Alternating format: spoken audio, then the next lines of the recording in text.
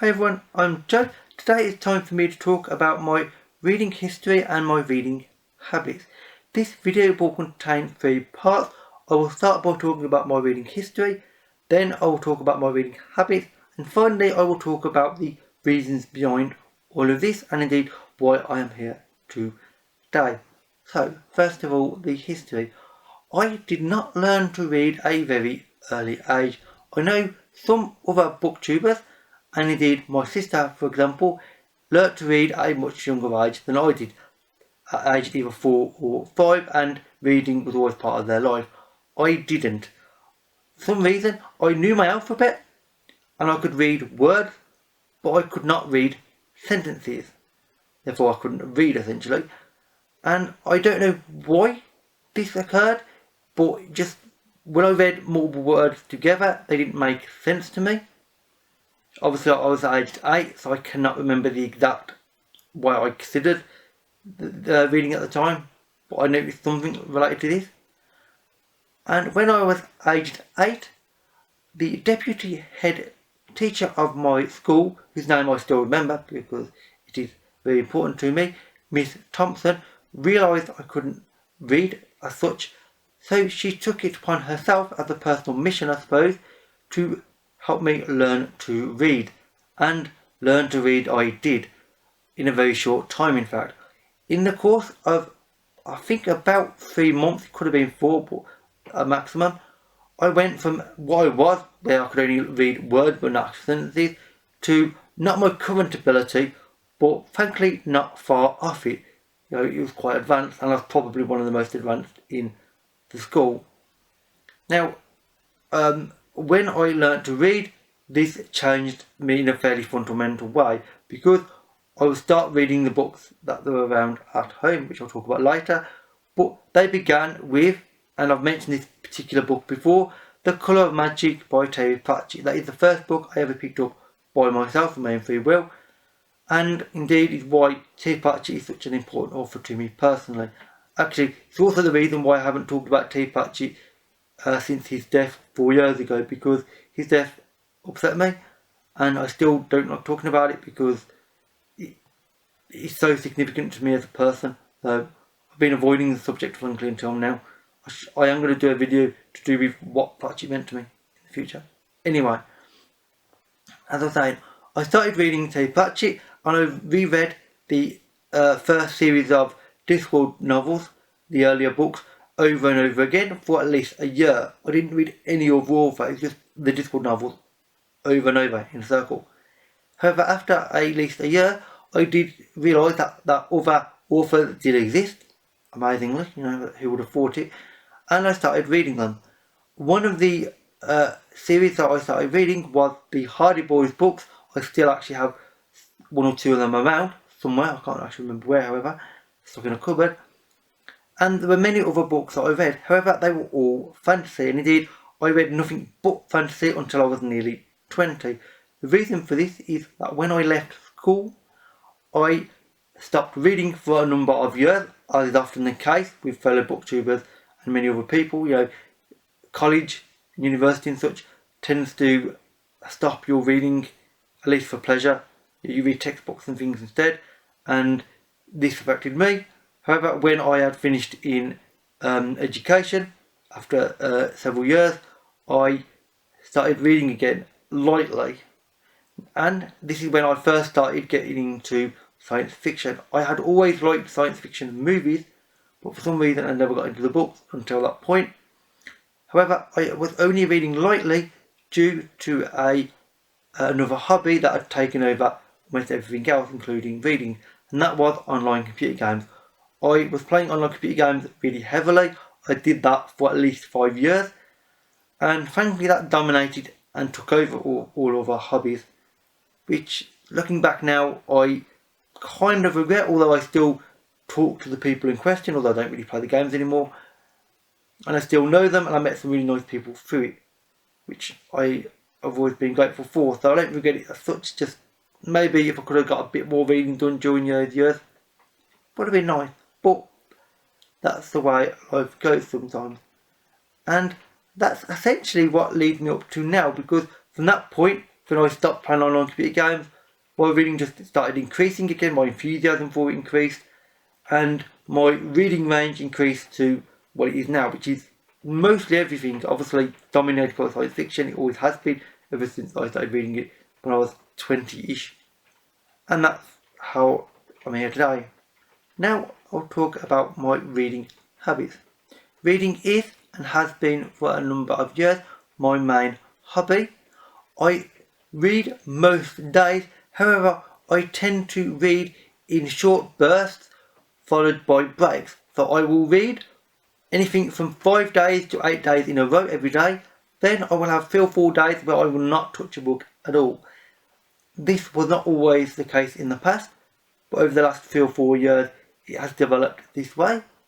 Reading, as is life, is an evolution of who you are. It's based on what happens to you in life. I've changed as a person since I was younger. My reading has changed with me to match and complement it. And it will change again in another 3 or 4 years. My reading will definitely be different from what it is now. I have no doubt about that. But for now, it's in this burst system, which works out for me quite well.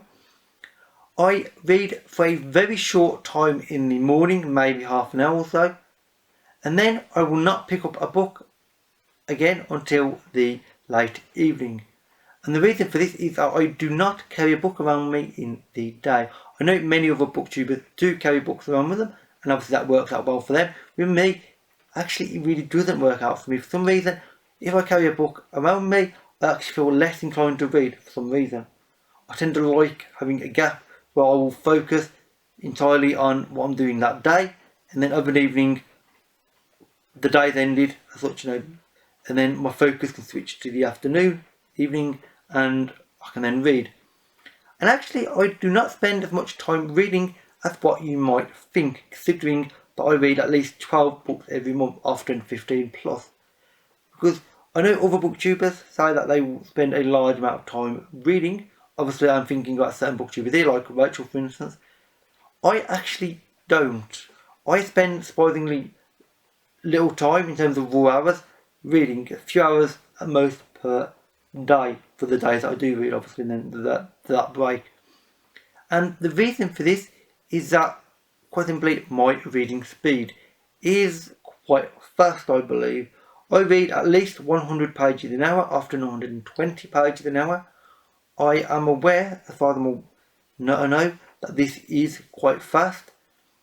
And I have been asked, do you speed read? And frankly, I don't, because I don't understand how you speed read. I read fast because it's something I've always done. On a fairly regular basis, apart from a few gaps like I've said. And the more you do something, the better you get at it, and often the faster you get at it. It doesn't always apply, but I'm certainly better, and I'm certainly faster than I used to be.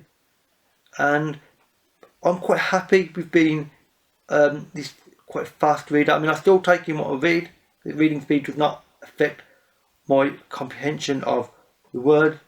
I'm just faster in a very raw way.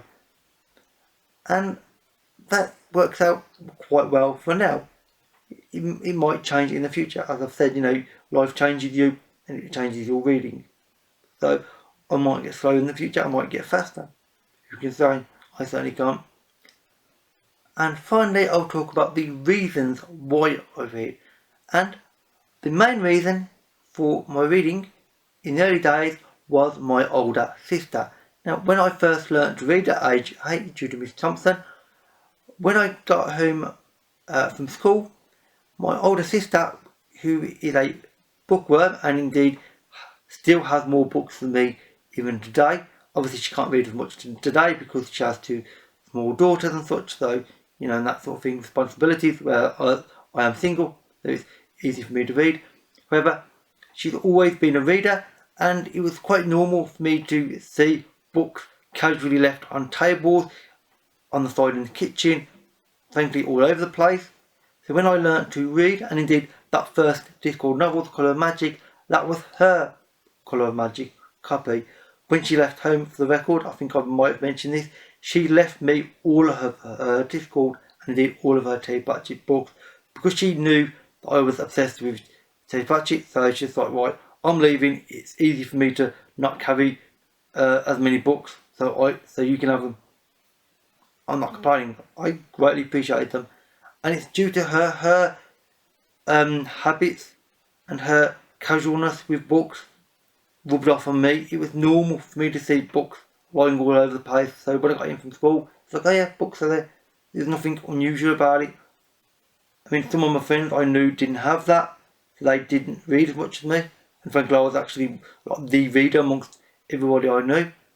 And I was quite happy with that. And indeed, I still am today. I am known now as, you know, the guy who reads an awful lot. And also somehow on BookTube, I'm the guy who seems to read awfully fast. But that's an aside. I am happy with being known as, you know, the big reader. It's not a image that I dislike. I actually like it, and reading matters to me an awful lot. It matters to me because reading calms me down and it keeps me balanced. When I go long periods without being able to read, and when I say long periods I'm talking weeks or months, it really bothers me. I feel unbalanced. I don't feel right as if something is wrong in life, and it is because I'm not reading.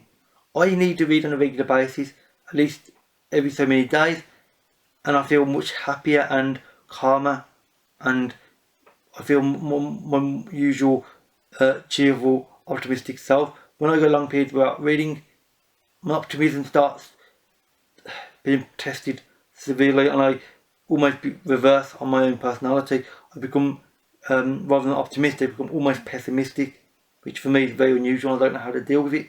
So therefore I need to read to keep myself optimistic and to keep myself who I am. It actually literally keeps me being me by reading.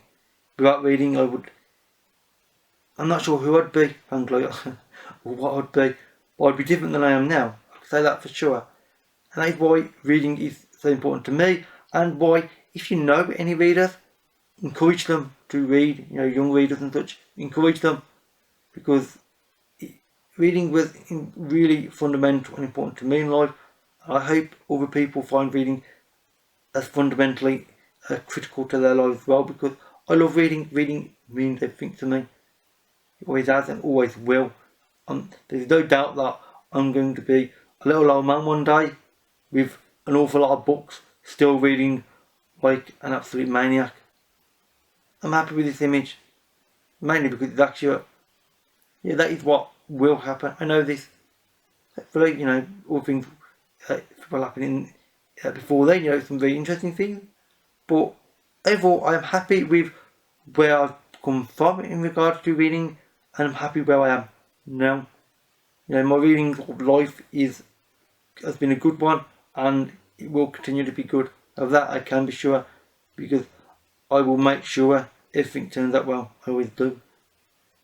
With that said, that's pretty much it for this video. It's fairly simple, my reading history has been, and the reasoning really. There's no, you know, life affirming things here, I don't think. But I think it's been interesting to talk about this. If you want to tell me what your reading history has been, or, you know, why you read, or anything else, then please go ahead and leave a comment, because I'm always interested to hear this myself. I've watched other booktubers talk about this same subject, and it's been really quite interesting, because the varied reasons are enormous, frankly, and really curious to find out, you know, why people read. Some people read for very personal reasons, some it's just because of what's in their life. Frankly, that's like me. And with that said, that is it for this video. So you'll find all my social media links in the description box below, as always. With that said, that is it for this video. So thank you for watching, and I'll see you another time. Bye for now.